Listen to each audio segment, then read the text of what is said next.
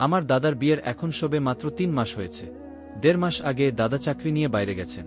দাদা বাইরে যাবার পর থেকেই বৌদি আমাকে রোজ একটা করে বড় মোমবাতি আনতে বলে। বিকেল হলেই বৌদি সেই মোমবাতিটা নিয়ে ঘরে চলে যেত। কিন্তু ও সেই মোমবাতিগুলো নিয়ে কি করত এটা জানার জন্য আমি একদিন তার ঘরে লুকিয়েছিলাম। কিছুক্ষণ পর বৌদি ঘরে ঢুকে আর দরজা বন্ধ করে মোমবাতি দিয়ে যা করল তা দেখে আমার চোখ তো কপালে উঠে গেল। আমি আজকাল বৌদিকে এড়িয়ে চলি, কারণ আমি চাই না বৌদি আমাকে আবার সেই কাজটা করতে বলুক যেটা আমি আর করতে চাই না। তাই জন্য দূরে দূরে থাকতাম, লুকিয়ে লুকিয়ে বাড়ি থেকে বের হতাম, যাতে বৌদি বুঝতে না পারে আমি বাইরে যাচ্ছি। কিন্তু আজও আমাকে দেখে ফেলল আর সঙ্গে সঙ্গে একটা কাজ দিয়ে দিল, যে কাজটা আমি একেবারে করতে চাই না। আমি পাড়ার মুদির দোকানে যাচ্ছিলাম, বৌদি আমাকে একটা জিনিস আনতে বলে যেটা আমি আনতে চাই না, কারণ এখন দোকানদাররাও সেটা নিয়ে মজা করতে শুরু করেছিল। কিন্তু বৌদিকে না বলি কি করে? মায়ের ও হুকুম ছিল যে দাদা বাড়িতে নেই, তাই বৌদির কিছু দরকার হলে সেটা তোকেই এনে দিতে হবে। তাই আমাকে বৌদির সব কথা শুনতে হয়। আজ আমি আবার দোকানের বাইরে দাঁড়িয়েছিলাম আর দোকান খোলার জন্য অপেক্ষা করছিলাম। যখন দোকানদার দোকান খুলল আমি গিয়ে বললাম, এই নিন টাকা, আর আমাকে একটা বড় মোমবাতি দিন, সব থেকে মোটাটা দেবেন। দোকানদার হাসতে হাসতে বলে, রোজ এতগুলো মোমবাতি নিয়ে কি করেন? আপনারা তো ভালো পরিবারের লোক, দাদা বাইরে গেছে চাকরি নিয়ে, তোমরা ইনভার্টার কেন লাগাও না? আজকালকার দিনেও কি লাইট চলে গেলে মোমবাতি জ্বালিয়ে কাজ করো? আজ আমার একটু রাগ হলো। আমি বললাম, আমার জিনিসটা তাড়াতাড়ি দিয়ে দিন, আমার অন্য আছে। আসলে আমি বলতে চাইছিলাম যে দাদা, আপনি নিজের চরকায় তেল দিন, আপনার কাজ হলো জিনিস বিক্রি করা, আর আপনি সেটাই করুন। আমি ওই মোমবাতিটা নিয়ে বাড়ি এলাম। বৌদি অপেক্ষা করছিল। আমার বৌদি খুব সুন্দরী ছিল, ফর্সা হবার সাথে সাথে দেখতেও খুব ভালো ছিল। সবাই ভাবত মেয়েটা এত সুন্দরী কি করে হলো, এত সুন্দরী তো সিনেমার নায়িকারাও হয় না। বৌদির এই সৌন্দর্য দেখেই মা ওকে পছন্দ করে দাদার বউ করে এনেছিল। বিয়ের ১.৫ মাসের মধ্যে আমাদের সব আত্মীয় স্বজনরা যারা বিয়েতে আসতে পারেনি, তারা আমাদের আসে বৌদিকে দেখার জন্য। তারা বারবার বৌদিকে জিজ্ঞেস করত তার কোনো বোন আছে কিনা, কিন্তু বৌদি মা বাবার একমাত্র মেয়ে ছিল। বৌদি আমার হাতে মোমবাতিটা দেখে খুব খুশি হল। সে আমার হাত থেকে মোমবাতিটা নিয়ে তার স্বল্পেটা তুলে ফেলে দিল, আর ওটা নিয়ে বৌদি ঘরে চলে গেল। বিকেল হয়ে গেছিল। বৌদি বিকেলে কোনো কাজ করতে চাইত না, নিজের ঘরে একলা বসে থাকত। মা বলতো, মনে হয় হিমেল এই সময় ওকে ফোন করে। ওদের সবে বিয়ে হয়েছে, কিন্তু এখনই ওদের আলাদা থাকতে হচ্ছে। বিয়েতে অনেক খরচা হয়ে গেছিল, তাই দাদাকে উপার্জনের জন্য শহরের বাইরে যেতেই হলো। তবে চিন্তা নেই, শেষ ১.৫-২ বছরের মধ্যে ও ফিরে আসবে। বৌমার তো মন খারাপ হবেই। আমার মা বৌদিকে খুব ভালোবাসত। মায়ের কাছে তার কোনো ভুলই চোখে পড়ত না। এমনটা সচরাচর দেখা যায় না। একজন শাশুড়ি তার বোমাকে এতটা কখনো কেউ ভালোবাসে না। বৌদি ও সবার সাথে খুব ভালো ব্যবহার করতেন, কিন্তু বিকেল হলেই সে নিজের ঘরে চলে যেত। আমি ভাবতে লাগলাম যে বৌদি যদি মোমবাতিগুলো অন্ধকার ঘরে আলো আনার জন্যই আনাই, তাহলে তার স্বল্পেগুলো ফেলে দেয় কেন? ছাড়া তো মোমবাতি জ্বলবে না, তাহলে ওইগুলো আনিয়ে কি লাভ? আমার মাথায় কিছু ঢুকছিল না। এইদিকে দোকানদারটাও আমাকে ব্যঙ্গ করছে। আমি ভাবলাম এইবারে অন্য দোকান থেকে আনব, কিন্তু অন্য দোকানগুলো অনেকটা দূরে ছিল। যেতে আসতে আমার অনেকটা সময় নষ্ট হতো, তাই ওই দোকান থেকেই কিনতে হতো। আর গরমের মধ্যে এত ঘোরা সম্ভব ছিল না। কিন্তু মোমবাতিগুলো আজকাল সস্তায় পাওয়া যেত না।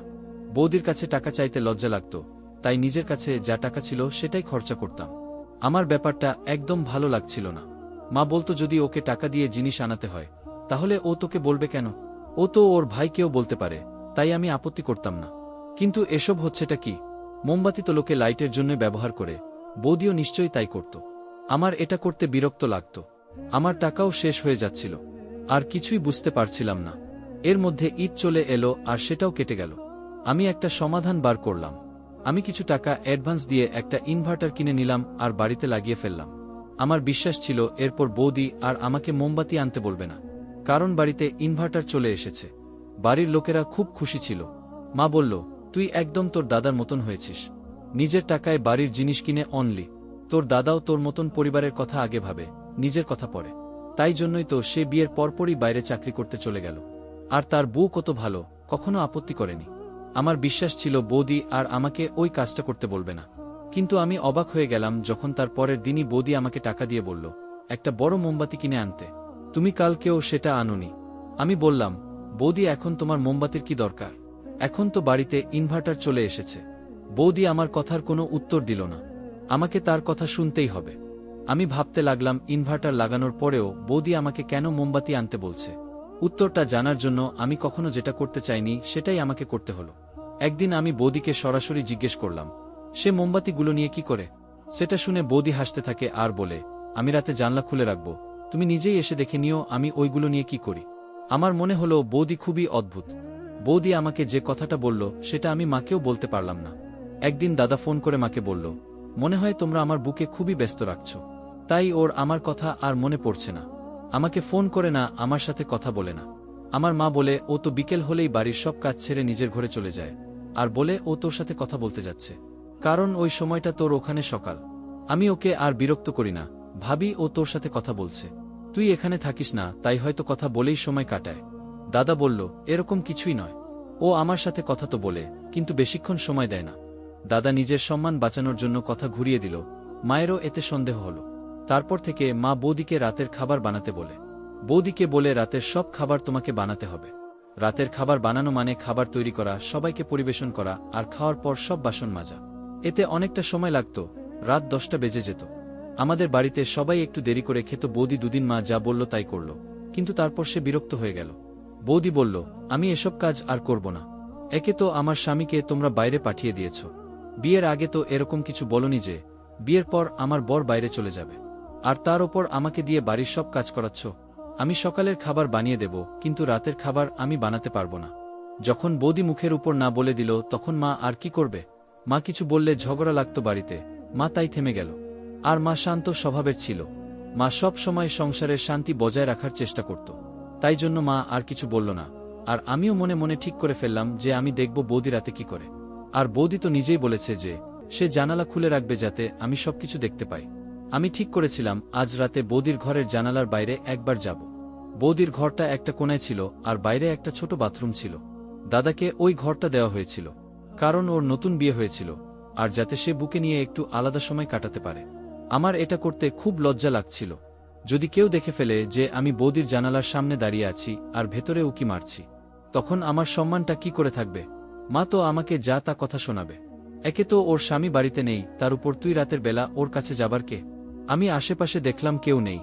তারপর আমি চুপি চুপি বৌদির জানালার কাছে গেলাম, আর দেখলাম জানলাটা বন্ধ, কিন্তু ভেতর থেকে একটা অদ্ভুত আওয়াজ আসছিল। শুনে মনে হচ্ছিল বৌদি খুব যন্ত্রণায় আছে। আমি ভাবতে লাগলাম, বৌদি কি এমন করছে যেটা তাকে কষ্ট দিচ্ছে? ও তো বলেছিল যে জানালা খুলে রাখবে, কিন্তু ও জানালা খোলেনি, তাই আমি ফেরত চলে এলাম। সকালে আমি বৌদিকে জিজ্ঞেস করলাম, সে রাতে জানালা কেন খোলেনি? তখন সে হাসতে হাসতে বলল, আচ্ছা তুমি দেখতে চলে এসেছিলে, আমি তো মজা করেছিলাম। তোমার লজ্জা লাগবে না আমার জানলা দিয়ে উকি মারতে?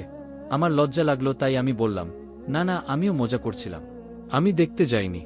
বৌদি হাসতে হাসতে বলল, কোনো ব্যাপার না, আমি জানালা খুলতে ভুলে গেছিলাম। আমার মাথায় কিছু ঢুকছিল না। বৌদির মনে কি চলে সেটা বোঝা খুব মুশকিল। কখনো কোনো সিরিয়াস কথা বলে আর তারপর বলে আমি মজা করছিলাম, আবার কখনো কোনো সিরিয়াস কথা বলার পর বলে আমি মজা করছি না। আমার মায়েরও বৌদিকে নিয়ে সমস্যা হতে শুরু করেছিল। মা মাঝে মাঝে বৌদির ওপর রেগে যেতেন। পাড়া প্রতিবেশীদের কাছে বৌদির সমালোচনা করত। প্রতিবেশীরা বলতো, মা খুব ভাগ্যবতী যে এমন চাঁদের মতন সুন্দরী বৌমা পেয়েছে। আর মা বলতো, আমি কি রূপ ধুয়ে জল খাবো? কিছু গুণ ও তো থাকতে হবে। অথচ এই মা আগে বলতো যে বুকে খুব সুন্দর দেখতে হতে হবে, যাতে সবাই দেখে মুগ্ধ হয়ে যায়। বাড়ির কাজকর্ম তো আজকাল কোনো মেয়েই তেমন পারে না, বিয়ের পর সব শেখে। কিন্তু এখন মায়ের চিন্তা ভাবনা বদলে গেছিল। বৌদির নিজের তো কোনো বোন ছিল না, তবে ওর দূর সম্পর্কের একটা বোন ছিল যে ওর মতনই সুন্দর দেখতে। মা আগে বলতো যে তার সাথে আমার সম্বন্ধ করবে, কিন্তু এখন মা মানা করে দিল, আর আমারও কোনো আগ্রহ ছিল না। যদি বৌদি এরকম হয় তাহলে ওই মেয়েটাও এরকম হবে, আর আমি এরকম মেয়ের সাথে সারা জীবন কাটাতে পারবো না। দাদা এখানে নেই, সে যদি জানতে পারে এসব ঘটনার কথা তাহলে তার ও খারাপ লাগবে। পরের দিন আমি আবার অপেক্ষা করছিলাম এই ভেবে যে বৌদি হয়তো আজ জানালাটা খুলবে। কিন্তু আজ যখন আমি বৌদির ঘরের দিকে যাচ্ছিলাম, তখন আমার মা আমাকে দেখে ফেলে আর জিজ্ঞেস করে, এইভাবে কোথায় যাচ্ছিস? আমি বললাম, আমার বন্ধুর ফোন এসেছে, তাই আমি বাগানে যাচ্ছি। মা বলল, কি এমন কথা আছে যা বাগানে গিয়েই বলতে হবে? যা নিজের ঘরে গিয়ে কথা বল। মা আমাকে বকা দিতে শুরু করেছিল। তখন আমি মাকে দেখিয়ে নিজের ঘরে চলে এলাম। কিন্তু মা ঘুমিয়ে পড়ার পর আমি আবার সেখানে গেলাম। এইবারও জানালাটা বন্ধ, আর ভেতর থেকে সেই একই রকম অদ্ভুত শব্দ আসছিল। আমি কান খাড়া করে শুনলাম। শব্দটা শুনে মনে হচ্ছিল বৌদি খুব কষ্টে আছে। ও কি দাদার জন্য কাঁদছে? কিন্তু ওর হাব ভাব দেখে তো মনে হয় না যে ওর দাদার জন্য মন কেমন করে। দাদা তো বলে ও আমার সাথে ঠিক করে কথাও বলে না। তোমরা কি ওকে কাজে খুব ব্যস্ত রেখেছ? কিন্তু এমনটা তো নয়। তাহলে এই শব্দগুলো কিসের? এটা আমাকে ভাবায়। কিন্তু পরের দিন আমি বৌদিকে এই ব্যাপারে কিছু বললাম না। ও হয়তো আমার সাথে মজা করছিল। রোজ বলে আমি জানালা খুলে রাখব, কিন্তু খোলে না। আর আমি চোরের মতো ওখানে যাই। আর গতকাল মাও আমাকে দেখে ফেলল। তাই আমি ঠিক করলাম যে এসব কিছু আমার মাথা থেকে বের করে দেব। ওর জীবন নিয়ে আমার মাথা ঘামানোর কি দরকার? কিন্তু এই দিকে বৌদি আমাকে দিয়ে মোমবাতি প্রতিদিন আনাতো। তো আমি কি করব? একদিন দাদার ফোন আসে আর সে বলে খুব তাড়াতাড়ি সে 3 মাসের জন্য এখানে আসবে। দাদা ছুটি পাচ্ছে, কারণ যেই শহরে ও কাজ করে সেখানের অবস্থা ভালো নয়।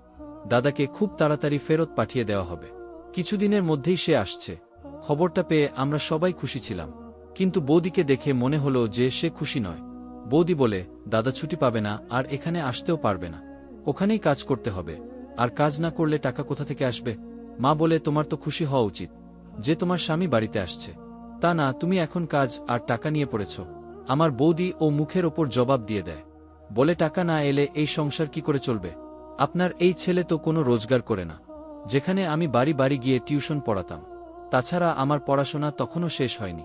তাই রোজগারের কথা আসছে কোথা থেকে? বাবার পেনশন আসতো আর দাদাই তো গোটা সংসারটা চালাতো। মা কিছু বলতে গেল, কিন্তু আমি মাকে চুপ করতে বললাম। আমি বললাম, বৌদি নিজের আসল রূপটা দেখাচ্ছে।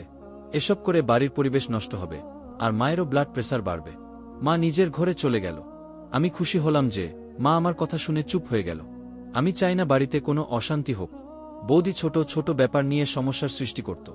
মনে হয় ওর ভালো মানুষের মুখোশটা এবার খুলে যাচ্ছে, আর ও আমাদের দেখাচ্ছে যে ও কিরকম মহিলা। আমি বৌদির সাথে বেশি কথা বলতাম না, নিজের কাজে ব্যস্ত থাকতাম। ও যখন আমাকে কিছু আনতে বলতো আমি এনে দিতাম। একদিন আমি ফোন দেখতে দেখতে ওর ঘরের সামনে দিয়ে যাচ্ছিলাম। যখন বৌদি আমাকে ইশারা করে, আমি ঘরের ভেতরে চলে যাই। আমি ভেবেছিলাম ও আমার সাথে মজা করছে। আমি ফেরত যাচ্ছিলাম, কিন্তু হঠাৎ আমি থমকে দাঁড়ালাম। বৌদি ঘরের জানালা খুলে দিয়েছিল। তার মানে ও আজ মজা করছিল না। জানালা খোলা আছে আর আমি ভেতরে উকি মারি। আমি এই সুযোগটা হাতছাড়া করতে চাই না। বৌদির দুর্বলতা যদি আমি জানতে পারি, তাহলে আমি মাকে বলে দেব, আর দাদাকেও। বৌদি নিজেও জানে না ও আজ কত বড় ভুল করে ফেলেছে। আজকাল আর আমি বৌদিকে সম্মান করতে পারি না। ও আমার মায়ের সাথে ঝগড়া করত, আর আমার সেটা ভালো লাগতো না। আমি জানলার দিকে এগোতে লাগলাম। আমার ভয় লাগছিল এই ভেবে যে ভেতরে কি দেখব। জানালা খোলা ছিল আর ঘরের ভেতর আলো জ্বলছিল। তারপর দেখার জন্য আমি জানালার ভেতরে উকি মারলাম। প্রথমে ভেতরের দৃশ্যটা আমি ঠিক মতো দেখতে পেলাম না, কিন্তু রং যখন দেখতে পেলাম তখন আমার চোখ ছানা বড়া হয়ে গেল। এখন আমি বুঝতে পারলাম বৌদির যন্ত্রণা কেন হতো। কারণ বৌদি মোমবাতিটাকে গলিয়ে নিজের মুখে আর হাতে লাগাচ্ছিল। গরম গরম মোমবাতি লাগিয়ে যখন সামনে বসেছিল তখন বৌদিকে খুবই ভয়ঙ্কর লাগছিল। বৌদিও আমাকে দেখে ফেলে যে আমি জানালা দিয়ে উকি মারছি। ও অদ্ভুতভাবে আমার দিকে তাকিয়ে রইল। আমি ভয় পেয়ে ওখান থেকে চলে গেলাম। সকালে বৌদিকে জিজ্ঞেস করলাম যে সে এমনটা কেন করছিল। ও বলল, তোমার কি মনে হয় আমি এত সুন্দর দেখতে কেন? আমি রোজ রাতে নিজের মুখে আর হাতে মোমবাতি লাগাই। কাল আমি সেটাই করছিলাম। মোমবাতি লাগিয়ে আমার চামড়া থেকে সব ময়লা উঠে যায়, আর তাই জন্যই আমি এত সুন্দর।